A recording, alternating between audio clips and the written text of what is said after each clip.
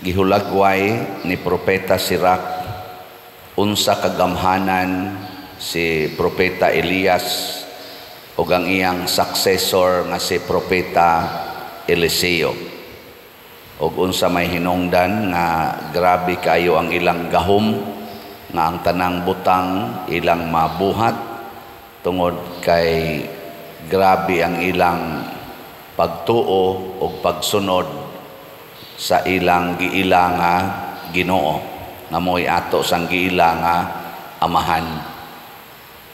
Gilingi ang imong tupad ing na gamhanan ka.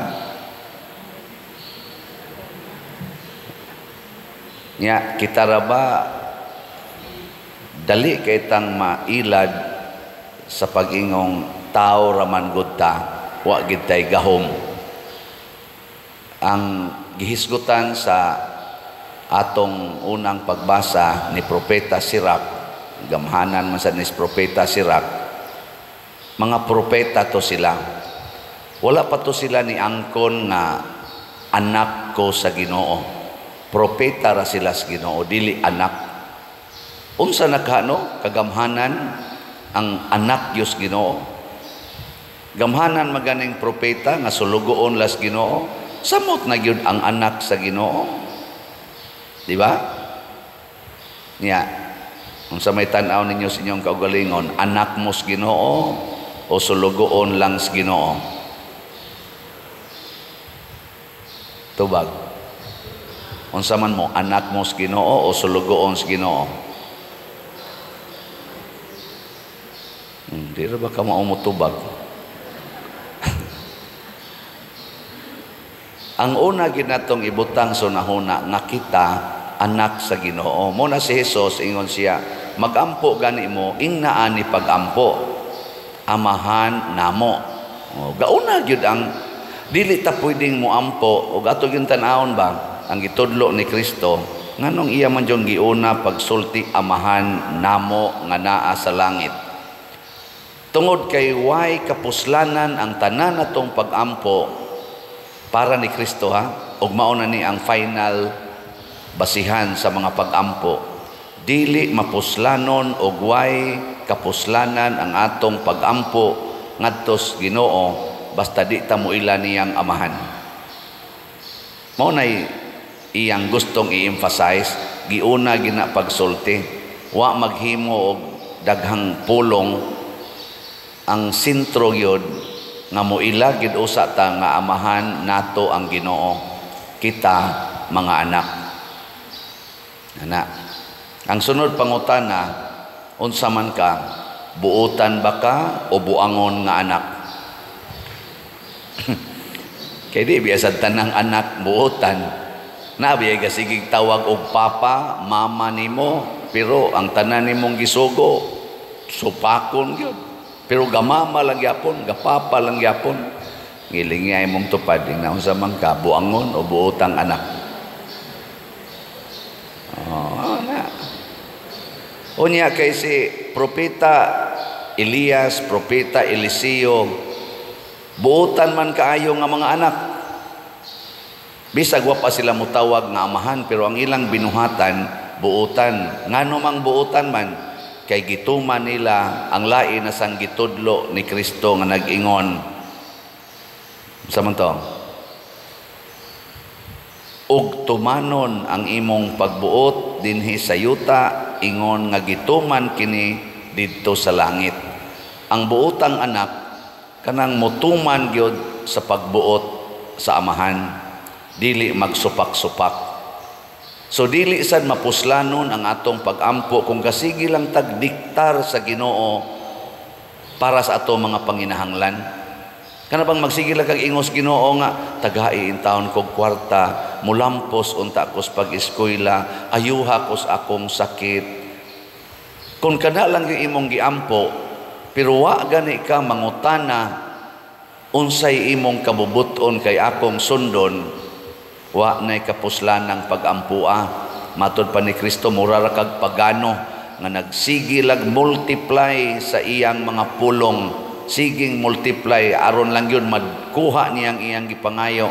Gatuo siya nga kung iyang daghanon kayong iyang pulong, madawat niyang iyang gipangayo. Dili oy. Para ni Kristo, una, ilhagyod nga ang Dios imong amahan, anak rakang. Ikaduha, sunda ang iyang kabubuton aron mahimo kang buutan nga anak. Anak. Ilaing lingi sa imong tupad nga magbinuotan na ta. Yun na ba? Yung magbinuotan na ta. Nga kabubuton din sa amahan nga imong kuluran imong buhok. Kabubuton din sa amahan nga imong kilay, imong kiskison. Kabubuton din sa amahan nga ang imong pilok, imong sumpayan. Kabubuton sa amahan nga magpalaygit ka, mag-abortion ka, magbasiktomy ka, mag-pills ka. Kabubuton din sa amahan. Kabubuton din sa amahan nga mag-divorce. Kabubuton din sa amahan nga maggubat ta, magpinatyanay ta.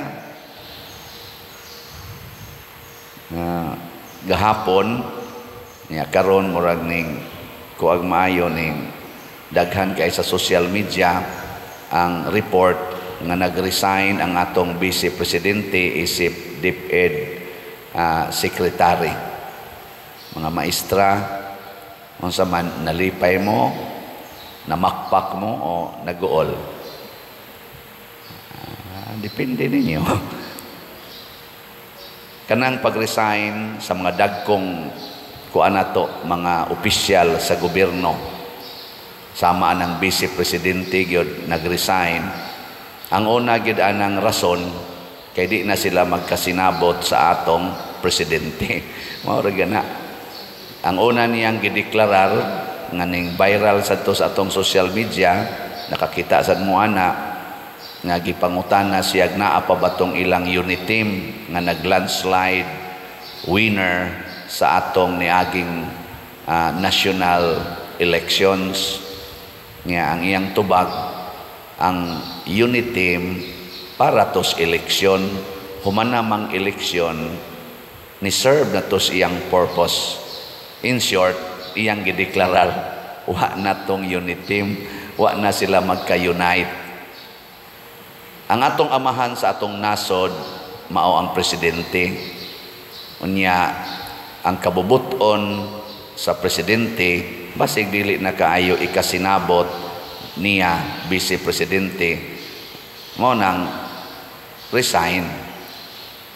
Sa ato ng relasyon, isip mga nag-alagad na tawhanon. Pero sa relasyon natos Ginoo, mga igsoon, sa relasyon natos atong amahan, dili ta pwede mag-resign. Dili ka mo ingon, mo give up kos pagkaanak nimo aron makasupak kos imong kabubuton. Kanang pag-ingon nato nga matuman ang imong pagbuot dinhi sa yuta, maingon dihas langit, di ta pwede mo resign ana. Pwede ra ta mo supak, pero dili ta pwede mo resign. Nagpabilin ang gugma sa amahan kanato isip iyang mga anak, bisag din ata mutuman sa iyang kabubuton. Ang nakaapan lang kay kung dili na ta mutuman sa iyang kabubuton, miserable ang atong kinabuhi. Ngano man, kay ang amahan man mao'y tuburan sa tanang kalipay. Maubitang ang atong tubag sa Salmo, ang sa atong tubag sa Salmo, magsadya unta ang maayong mga tao diha sa Ginoo. Unsa may hinungdan nga nahimot ang maayong tao? Una, kay anak ta niya sa Ginoo. Ikaduha, nagtuman ta siyang kabubuton. Ang sunod ana, magsadya gid ta. Ngay daghang pangutana karon nga nag-resign na si VP Sara, what is next? Malipayon ka siya pag-resign niya?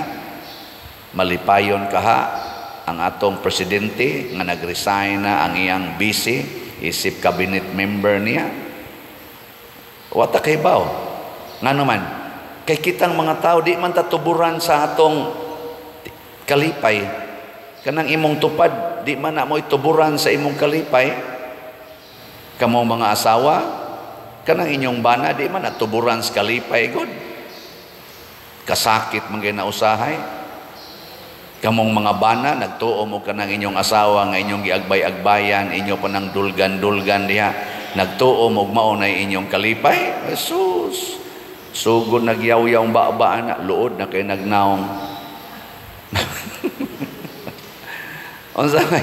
Unsa man gituburan sa kalipay, ang Ginoo ra gyud. Muna kung unsay atong kaakuhan nga atong gibatunan, gidawat ngadto sa Ginoo, barugi na, ayaw pag-resign. Ug unsa may usas mga kaakuhan nga atong gidawat isip kabubuton sa Ginoo. Ako lang i-highlight ang usa, kay gi-highlight man sa ni dinhis atong ebanghelyo. Ningon diri, ug pasaylua kami sa among mga sala, ingon nga gipasaylo namo ang nakasala kanamo. Kining pagpasaylo, magpasaylo ay ngilingi imong tupad ing na dali ra ba kang mo pasaylo? Unsa may dali ninyo, ang pagpasaylo o ang pagdumot? Oy, hasta mga pari hangtod karon ay pipilaw magtingganay. Labaw ng mga madre, sus, mga buangon kay tanan. Labaw na gyud ang mga maestra na away, mga empleyado, hala, binungulay, naagani gaatbang raglamisa, di magtagdan. Sus. Napay uban mga managsuon, sus, nagnaad pa gyud nga mga matay, kita tas dakong krus, paita. Wa gyud pasaylo ay. Oh, naaoy. Kinsam say ganahan mo pasaylo ana nga igsuon nimo gisiradan imong agianan. Igsuon nimo gikiha ka kay tungod lang anang utang gamay kayo. Wa ka kabayad sa interest kay gi 5-6 sa niya sa igsuon. Imong igagaw ana la away mga estudyante away siging bash diha sa bashing diha sa social media. Ang uban na naghikog na lang, siging away. Way pagpasaylo ay. O kining atong kaakuhan nga gidawat ngadto sa amahan, matag-ampo nato sa amahan namo, kung ato ning tumanon, mubanos gyud ang kalipay o kalinaw. Maubitaw kay wa may pagpasaylo ay ang Russia o ang Ukraine, hangtod karon nag-antos nag-antos pod sila didto. Labi na gyud ang taga-Ukraine kay sila may giatake sa Russia. Nag-antos ang mga Russians tungod kay ila ra man sa mga kaliwat ang ubang mga o kadaghanan diha sa Ukraine nga nagpuyo. Nag-antos aron ang kalibutan tungod aning gubat sa Israel ug sa Hamas. Nag-antos sad ang kalibutan aning atong tensyon sa uban pang mga nasod nga nagsigig kagubot, siging gubat. Ni apay mga smuggling, ni apa ning mga corruption. Gani kita nag-anto sad ta aning atong relasyon in town ngadto sa atong silingang nasod nga daghan sa kaing nagpuyo dinhis atong Pilipinas ang China. Nag-antos na taron tungod lang anang yuta out, di man yuta, tubig sa tawgon natong West Philippine Sea, tawgon sa nasa Chinese o South China Sea. Kinsa man gyud tinuod ana ang South China Sea o ang West Philippine Sea. Nagsigi taglalis, siging lalis hangtod na lang na nagkagubot ang ato intawong mga navy gidisarmahan sa mga coast guard sa China. Panagsara kay na mahitabo nga ang navy disarmahan sa coast guard. Bali pa kunong ubang mga tudlo sa napakunoy atong navy nga nabalian og mga tudlo sa pagsigi nilang kinuanay dito, dinakpanay. Ingon ani ba? Unsa may mahitabo kundi natabo pasaylo, bugat ang atong kasing-kasing. Sunod, gubot ang atong kinabuhi. Sunod, mga matay ta. Nga matay. Muna magpasaylo ay ta. So karon atong hinumduman nga kung magampo ganita, una muila kita nga amahan nato ang Ginoo. Ikaduha, tumanon ang iyang kabubuton. Unsa man iyang kabubuton, magpasaylo ay ta. Kana lang. Diha nato isentro atong pagampo. Nige katapusang lingi. Ning na din ata magdumot ha. Ano? Din agita magdumot. Ako bitaw karong Sabado mo 20 katuig naman ko sa akong pagkapari. Daghan baya kayo kong nasugatan nga ako sang igsuong mga pari nga nakig-away nako, nagkaldisgustuhay mi, nagkaligas mi. Nasa pipila nga wa mi magtingganay for certain period of time. Pasalamat lang sad ko nga sa akong kasing-kasing di gyud mulapas ang duha ka adlaw ako nagyong mahigog magbalik ang akong igsuong pari. Bisan pag sila inigtagad nako di pagyapon mo tagad, pero ako nahigugma nako nila. Luag kayo, di gyud kaabot og duha ka adlaw. Ako giday nang mabuhat. Praise the Lord mo na mo celebrate gyud ko sa akong 20th anniversary. Di ba wa gyud mo malipay. Ibaw ko nga nung wa mo mupakpak kay doon ako'y gi-offer ninyo nga doon ako'y gi-offer ninyo nga kadtong mupakpak, kadtong malipay nga napari ko palit mog salat mo na'y akong gihangyo. Okay, nga naman salamat kayo ninyo kay inyo sa kong gipakitaan sa inyong gugma ngadto sa amahan, nagtuman sa mos kabubuton sa Ginoo, labi nas pagkamanggihatagon.